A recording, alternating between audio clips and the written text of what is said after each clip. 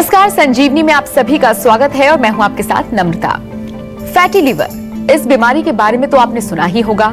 आजकल बिगड़ते खान-पान की वजह से हर दूसरे या तीसरे घर में किसी न किसी व्यक्ति में ये शिकायत देखने को मिल रही है। वैसे तो इस बीमारी के लिए मोटापा एक बड़ी वजह है और उसे कम करना ही सफल इलाज। लेकिन यहाँ परेशान करने वाली बात यह है कि 80% लिवर डैमेज होने के बाद इस बीमारी का पता चलता है। तो आज इसी टॉपिक पर विस्तार से चर्चा करने वाले हैं, तो ध्यान से देखिए आज की संजीवनी। रोज की तरह आज भी हमारे साथ मौजूद हैं विश्व प्रसिद्ध आयुर्वेदाचार्य डॉक्टर प्रताप चौहान।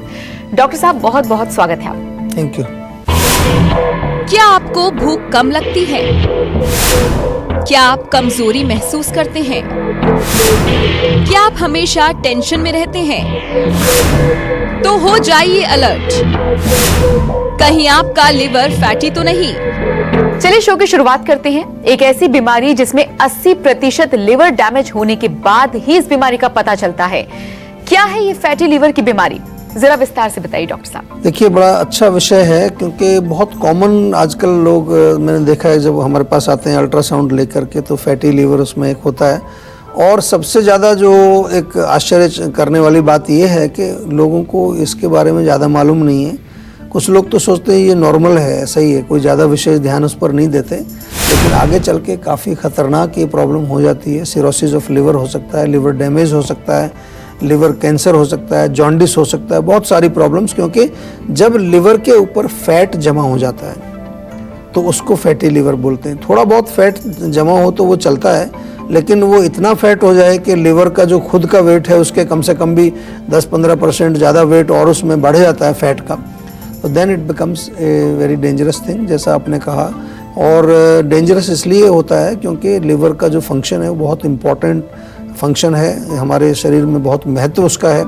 जितना भी भोजन हमारे शरीर में जाता है या इवन जो और केमिकल चीज़ें जो चली जाती हैं, चाहे वो मेडिसिनल में केमिकल मेडिसिन्स हैं, चाहे हमारे भोजन में केमिकल्स हैं, उन सब से प्रोटेक्ट करना, उस सब को एक तरह से गेट कीपर बन के रोकना, वो लिवर का काम है। लेकिन जब लिवर अपना काम नहीं करेगा तो फिर आप देख सकते हो कि क्या होगा। उसके भोजन पचेगा नहीं तो आपको पोषण नहीं मिलेगा, और केमिकल्स को भी अगर वो नहीं रोक पाएगा तो वो जा कर के आपके बॉडी को पॉइजन करेंगे और उससे अनेक प्रकार के रोग पैदा होंगे। तो लिवर का ध्यान रखना बहुत ज़रूरी है और बड़ा सिंपल है लिवर को खुश रखना, ज़्यादा मुश्किल काम नहीं है। आपको बताएंगे कि किस प्रकार से आप अपने लिवर को प्रसन्न रख सकते हैं, यानी कि उसको स्वस्थ रख सकते हैं। तो कितना इम्पोर्टेंट है लिवर और किस तरीके से इसको बचाना है, क्या क्या चीजें अवॉइड करनी है, ये आपने डॉक्टर साहब से जाना। विस्तार से और चर्चा करेंगे।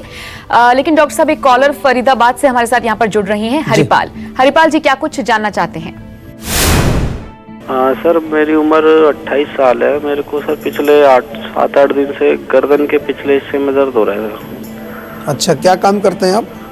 सर ऑफिस कुछ कंप्यूटर पे काम करते हैं या ऐसे कुछ? कंप्यूटर का ही है। पूरे दिन का? हाँ जी, 8-9 घंटे बैठना पड़ता है। देखिए, उसमें क्या है, पोस्चर से रिलेटेड है। बहुत लोगों को आजकल इस तरह की प्रॉब्लम, शिकायतें लेकर लोग आते हैं हमारे पास।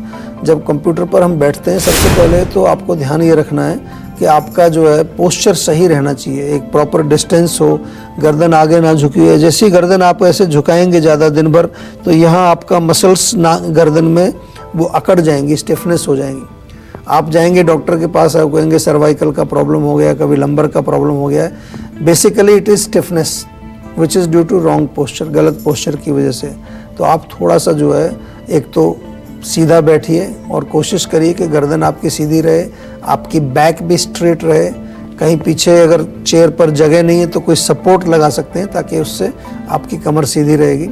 दूसरा जो है, बीच बीच में थोड़ा रेस्ट करना चाहिए। जैसे आप 8-9 घंटे बैठते हैं तो हर 2 घंटे पर एक नियम बना लीजिए, थोड़ा उठिए, वॉशरूम तो जाते ही होंगे आप, तो उठ करके थोड़ा सा स्ट्रेचिंग करिए, गर्दन को थोड़ा इधर उधर घुमाइए, कंधों को थोड़ा सा जो है आगे पीछे करिए।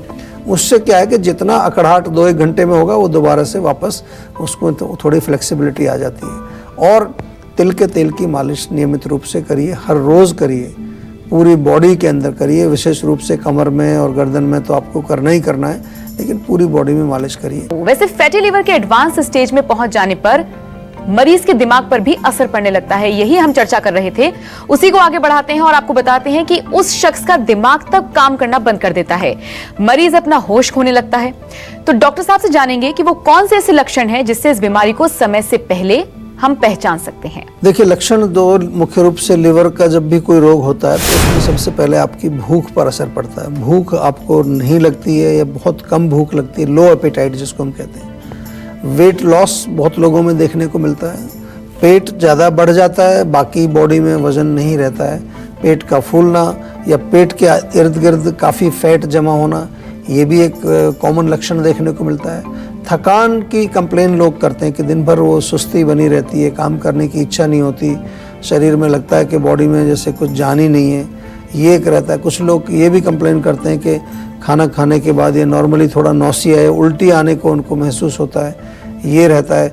कभी कभार थोड़ा सा और एडवांस स्टेज में अगर रोग होता है तो त्वचा में थोड़ा पीलापन, खून की कमी होना, बहुत ज़्यादा जो है कमजोरी बॉडी में महसूस करना, हड्डियों में दर्द होना, हल्का सा फेवरिश भी कई बार लोगों को मैंने देखा है कि उनको हल्का सा बुखार भी हो सकता है। पेट की डेफिनेटली कुछ प्रॉब्लम्स हो जाती हैं, मोशन कभी क्लियर नहीं होता, कभी लूज मोशन होंगे।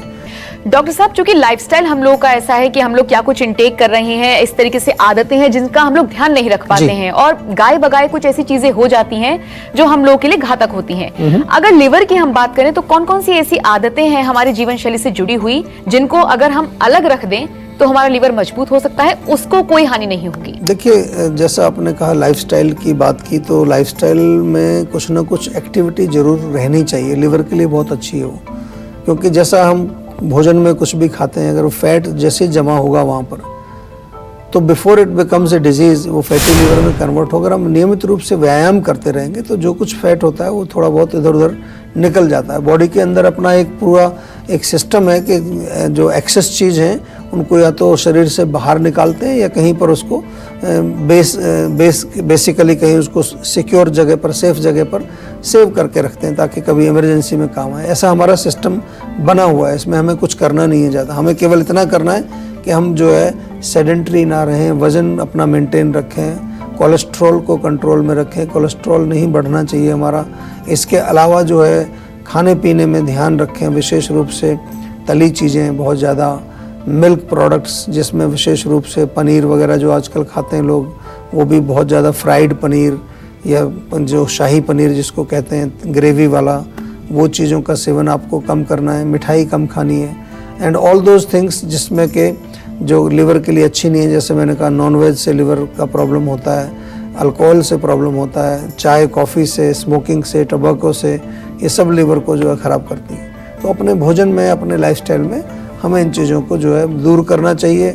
इसके साथ साथ कुछ ऐसी चीज़ें हैं, हल्का सा गुनगुना पानी पीना शुरू करें, बहुत फ़ायदा मिलता है उससे। कभी कभार मूंग की दाल की खिचड़ी खाएं, उससे बहुत फ़ायदा मिलता है। या फिर लिवर टॉनिक्स समय समय पर आपको लेते रहना चाहिए। डॉक्टर साहब, अगला सवाल मेरा आपसे ये होगा कि बहुत ये मिथ हम कह सकते हैं कि लोगों के दिमाग में बैठा हुआ है कि जो लोग थोड़े से हेल्दी होते हैं या जिनको ओबेसिटी की प्रॉब्लम होती है, लिवर सबसे ज्यादा उनका इफेक्टिव होता है। क्या ऐसा है? और या फिर जो लोग पतले होते हैं या थिन होते हैं, स्लिम ट्रिम होते हैं, उनको भी इस तरीके से इफेक्ट कर सकता है? देखिए, टेंडेंसी होती है ज़रूर, जो लोग थोड़े ओबेस होते हैं, मोटे होते हैं, उनको टेंडेंसी रहती है। लेकिन ऐसा नहीं है कि जो दुबले पतले हैं उनको लिवर की प्रॉब्लम नहीं हो सकती है, उनको फैटी लिवर नहीं हो सकता। क्योंकि अभी हमने आपको समझाया कि जब आपका जो भोजन आप खाते हैं, भोजन में अगर बहुत ज़्यादा चिकनाई खा रहे हैं, बहुत ज़्यादा ऐसी चीज़ें खा रहे हैं जो गरिष्ठ हैं और वो पचेगी नहीं, चाहे वो पतला व्यक्ति हो चाहे मोटा व्यक्ति हो, पाचन तो दोनों का ही खराब हो सकता है। पतले व्यक्ति का भी पाचन वीक हो सकता है और जो वो पचेगा नहीं तो आम बनता है। और आम के बारे में हम बार बार आपको कहते हैं, एक चिकना पदार्थ है जो आपके डाइजेस्टिव ट्रैक्ट में बनता है फ्रॉम द अनडाइजेस्टेड फूड। जो खाना आपका बिना पचा हुआ रह जाता है, उससे जो एक मटेरियल बनता है और ये जा कर के अगर लिवर में डिपॉजिट होगा या कहीं पर ब्लॉकेज करेगा, फैट कैरिंग चैनल्स को ब्लॉक करेगा, तो वहाँ उस एरिया में फैट जमना शुरू हो जाएगा लिवर के एरिया में। तो पतले लोगों को भी हो सकता है, इसमें कोई ऐसी प्रॉब्लम नहीं। और पतले लोग अगर अल्कोहल का सेवन कर रहे हैं, बहुत ज़्यादा ऐसी चीज़ों का जो हमने जिक्र किया जिससे लिवर हमारा ख़राब होता है, उनका सेवन अगर वो करते हैं, टबैको का सेवन करते हैं, बहुत ज़्यादा केमिकल्स का सेवन करते हैं, तो डेफिनेटली उनका भी लिवर जो है वो फैटी लिवर हो सकता है, उसको लिवर में कुछ खराबी आ सकती है। इस सभी को सतर्क रहने की जरूरत है। ना सिर्फ हेल्दी जो लोग जो हेल्थ वाइज जो ज्यादा मोटे हैं, जिनको लगता है कि सिर्फ हमें ही प्रॉब्लम हो सकती है, ऐसा नहीं है। अपनी अपनी टेंडेंसी होती है, जैसे कि डॉक्टर साहब ने बताया भी। और अब बारी है आज की संजीवनी की। डॉक्टर साहब, जिन्हें फैटी लिवर की समस्या है, उनके लिए कुछ ऐसे टिप्स बताइए जिससे उन्हें खास लाभ हो सके। देखिए, सबसे पहले तो क्योंकि हमने रोग की गंभीरता आपको शुरू से बताई, काफ़ी गंभीर होता है, इसको लाइटली नहीं लेना चाहिए। तो सबसे पहले तो अगर फैटी लिवर आपको डिटेक्ट हो गया, ऑलरेडी डायग्नोज हुआ है इन्वेस्टिगेशन में या किसी भी तरीके से, तो तुरंत जो है आयुर्वेदिक डॉक्टर को आप संपर्क करिए। हमारे जीवा के डॉक्टर्स आपके लिए हमेशा उपलब्ध हैं। और आयुर्वेदिक में यहाँ इसलिए कह रहा हूँ क्योंकि आयुर्वेद में लिवर के लिए बहुत अच्छा उपचार है।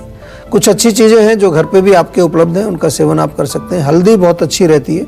1/4 टीस्पून, 1/4 चम्मच हल्दी दिन में 2 बार हल्के से गुनगुने पानी में घोल के आप पिएं, उससे आपको लाभ मिलेगा। आंवला बहुत अच्छा रहता है लिवर के लिए। आंवला ताज़ा मिलता है तो 2 आंवले रोज़ खाइए, नहीं तो आंवले की टेबलेट हमारे यहाँ मिलती है, आंवला चूर्ण भी हमारे यहाँ मिल जाएगा आपको, उसका सेवन करिए। इसके अतिरिक्त गिलोय बहुत अच्छी है। गिलोय तो आमतौर पर आप घर में भी लगा के रखना चाहिए आपको। छोटी सी लकड़ी गिलोय की कूट करके 1 गिलास पानी में उबाल के आधा गिलास बच जाए, छान करके उसको पिए। गिलोय का जूस, आंवले का जूस, एलोवेरा का जूस, ये सब यहाँ जीवा में आपको मिलेगा। फ़ोन करके मंगाइए, तो ये आप उनका नियमित रूप से सेवन करेंगे, उससे भी आपका ऑर्गन्स और आपके सिस्टम मजबूत रहेंगे। इन एडिशन टू दैट बहुत ज़रूरी है कि लिवर को अगर स्वस्थ रखना है आपको, तो केमिकल से बचें आप। किसी भी तरह का केमिकल, चाहे वो मेडिसिन में हो, चाहे वो आपके फूड में हो, चाहे आपके सब्जियों में हो, चाहे आपके कहीं, वो केमिकल आपके लिवर को डैमेज करता है। चाहे वो पॉल्यूशन में हो, चाहे हवा में हो, वो अंदर जा कर के आपके लिवर पर इफ़ेक्ट जरूर डालेगा। उससे बचें और व्यायाम जरूर करें, नियमित रूप से व्यायाम। हमारे यहाँ तो हम आपको ये भी कहते हैं कि समय समय पर डिटॉक्स भी करना चाहिए। पंचकर्म की जो चिकित्साएँ हमारी, जो हमारी गैराज है जिसको हम कहते हैं, आप उसमें आइए, आपकी पूरी सफाई हम करेंगे, ओवरहॉलिंग करेंगे। तो समय समय पर आपको गाड़ी की सर्विसिंग जैसे आप कराते हैं, इस बॉडी की सफाई भी बहुत ज़रूरी है। तो at least once in a year तो एक नियम बना लीजिए कि 7 दिन आपको आकर के जीवा में रहना ही है और अपनी पूरी बॉडी को क्लीन अप कराना है, ताकि आगे आपकी गाड़ी लंबे समय तक चलती रहे। डॉक्टर साहब कहते हैं prevention is better than cure. जी, तो ऐसे कुछ टिप्स आप दे सकते हैं, ऐसे कुछ आप कारगर उपाय बता सकते हैं कि फैटी लिवर की समस्या हो ही ना? बहुत सारे टिप्स हैं ऐसे, और सबसे बड़ी सिंपल चीज़ है कि लिवर को अगर स्वस्थ रखना है हमें, तो हमें मोस्ट इम्पॉर्टेंट खाने में ध्यान देना चाहिए। चिकनाई से थोड़ा दूर रहें, और ख़ास तौर से ऐसी चिकनाई जो कि अंदर जा कर के जमने वाली है, ट्रांस फैट्स जिसको हम आजकल की भाषा में बोलते हैं, या बहुत ज़्यादा जो है ऐसे ऑयल्स का यूज़ करना जो कि अनहेल्दी ऑयल्स होते हैं। आजकल बहुत सारी चीज़ें मिल रही हैं बाज़ार में, उनको जो आपको कम करना है। शुगर कम करना है। अल्कोहल तो बिल्कुल नहीं पीनी है। अगर आपको लिवर को प्रोटेक्ट रखना है तो अल्कोहल से बचना है, स्मोकिंग से बचना है। बहुत ज़्यादा पित्तवर्धक चीज़ें, गर्म चीज़ें भी अगर आप खाते हैं, तीखी चीज़ें, ज़रूरी नहीं है कि नॉनवेज ही उसमें आता है। जो वेजिटेरियन है वो भी अगर बहुत तीखी चीज़ें खा रहे हैं, मिर्ची मसाले ज़्यादा खा रहे हैं, ग्रेवी ज़्यादा बना रहे हैं, हर सब्जी में ग्रेवी बनती है, बहुत ज़्यादा तड़का लगता है, तो वो भी अल्टीमेटली जो है लिवर को बर्दाश्त करना पड़ता है। जितना नेचुरल रहेंगे, जितना नेचुरल चीज़ों का सेवन करेंगे, जितना लाइट खाना खाएंगे, उतना ही लिवर आपका स्वस्थ रहेगा। जी देखिए, बड़ा अच्छा विषय लिया है, क्योंकि रेज़र से भी कुछ प्रॉब्लम्स हो सकती हैं, शायद ऐसा आपने सोचा नहीं होगा। और आम तौर पर जब आप शेविंग करते हैं या रेज़र का कहीं भी इस्तेमाल करते हैं अपने शरीर में, तो उसको बहुत ज़्यादा अगर ज़ोर से आप रगड़ेंगे, बहुत करीब से आप उसको शेव करने का कोशिश करेंगे, तो वो आपकी त्वचा में डेफिनेटली डैमेज करता है। कई बार तो कट्स आ जाते हैं, वहाँ पर खून निकल आता है, और नहीं तो थोड़ा रेडिशनेस तो ज़रूर होती है, इन्फ्लेमेशन भी हो सकती है। तो इसका थोड़ा ध्यान रखना है, ऐसा कुछ नहीं करना है, प्रॉपर इस्तेमाल करना चाहिए उसका।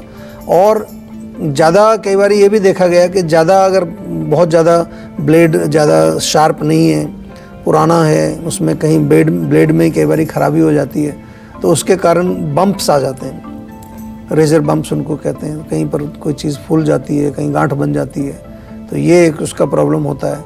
इसके अतिरिक्त जो है, जो इनवर्ड ग्रोथ ऑफ हेयर्स, जिसको आमतौर पर बाल तोड़ या कुछ ऐसा बोल देते हैं, वो भी प्रॉब्लम्स रेजर के इम्प्रॉपर यूज़ से हो सकती हैं। तो कई सारी चीज़ें हैं जिन लोगों की ख़ास तौर से त्वचा काफ़ी सेंसिटिव है, उनको तो एलर्जीज़ मैंने देखा है, बहुत सारे लोगों को एलर्जी होती है। जब वो शेव करते हैं दाने निकल आते हैं, खुजली होने लगती है, मोटे मोटे छाले हो जाते हैं।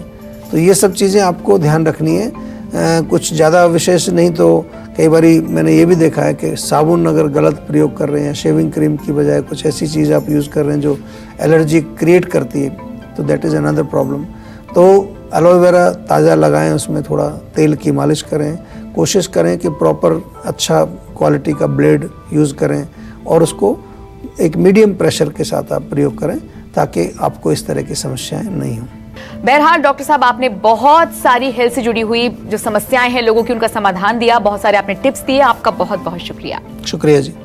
और आज के लिए बस इतना ही। अगले एपिसोड में आपके हेल्थ से जुड़ी किसी नई प्रॉब्लम पर डिस्कशन करेंगे और साथ ही आपको उसका उचित सॉल्यूशन भी देंगे।